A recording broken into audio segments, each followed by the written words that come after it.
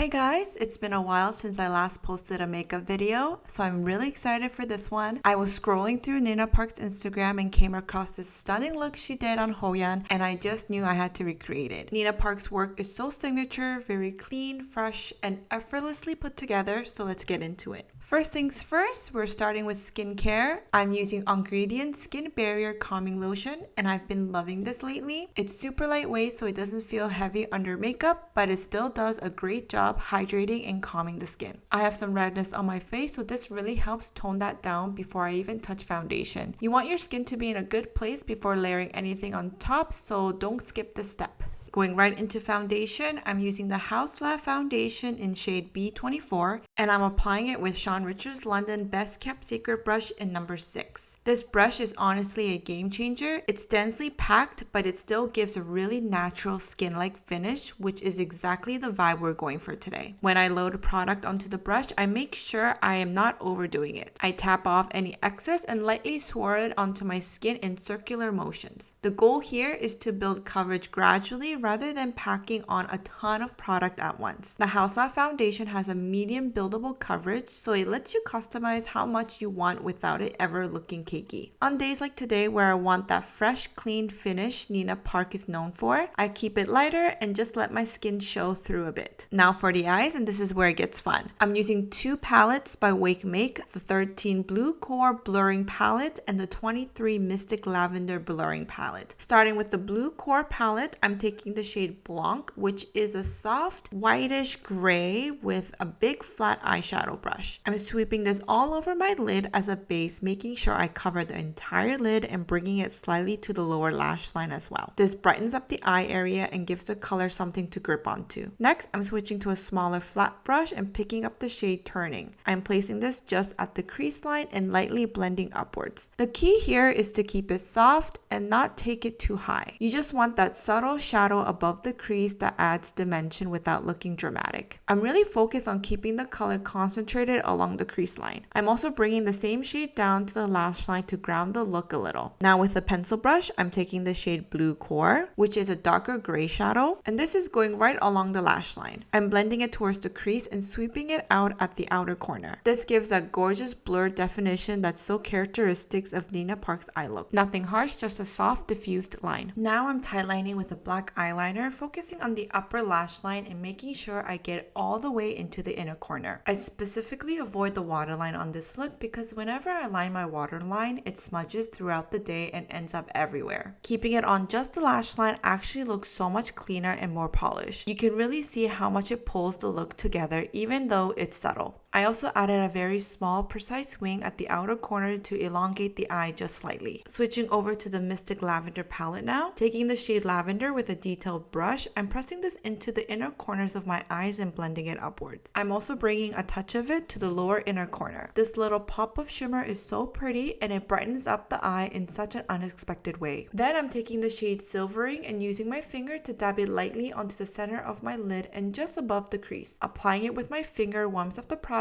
and really makes it pack on more intensely so it catches the light beautifully. Curling my lashes next, I recently picked up the Revlon Precision Lash Curler, which is designed to help curl the inner and outer lashes more precisely. Honestly, it's a little tricky to use, but I'm still practicing with it, but I can really see the potential. Once I get the hang of it, I think it'll make a big difference. For mascara, I'm skipping false lashes today and going over my natural lashes. Nina Park's look often feels very natural, and I think that's part of the appeal. Even her lashes look polished and not overdone. Honestly, lashes these days are so natural looking that it's hard to even tell. So I wouldn't be surprised if she used them on Hoyeon. For brows, I'm keeping things very simple. She really loves a natural clean brow, and I think that's such an important part of her overall aesthetic. I'm lucky to have pretty full brows naturally, so I lightly fill in the ends with the brow pencil to define them. Then I'm going over everything with a brow gel and feathering them out to get that fluffy brushed up look. It keeps things fresh and youthful without looking overly done. Now for contour, I'm using a light cool tone shade and applying it just below my cheekbones to create a very soft shadow. I've learned with my face that if I go too dark or apply too much product here, it ends up looking more like a bruise than a contour, so I always keep it really light and build gradually. For the nose, I'm using a slightly deeper mid-tone shade.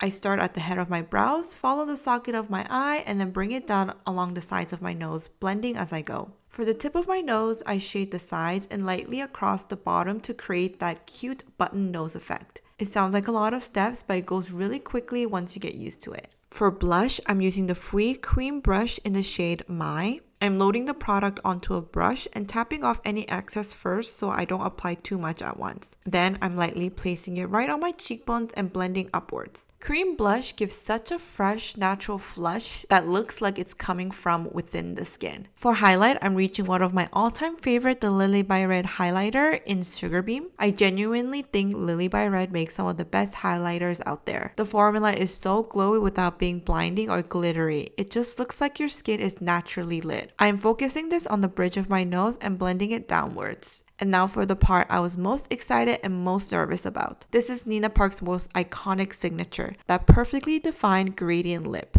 I'm using Sean Richards lip liner in Couture. I am lining just slightly outside my natural lip line to make my lips look a little fuller and as sharp and precise as possible. I will say keeping a steady hand is genuinely one of the hardest things in makeup for me. I really had to slow down and take my time with this. I am filling in the corners of my lips with the liner and creating a gradient effect by leaving the very center of my lips empty. Then I'm taking the same Fwee cream blush from earlier and dabbing it on the center of my lips, blending it into the liner I applied on the corners.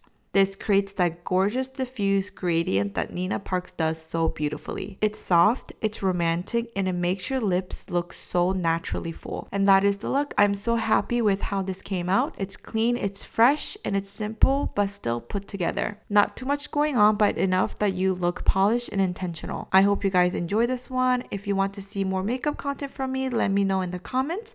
Thank you so much for watching. I'll see you in my next video.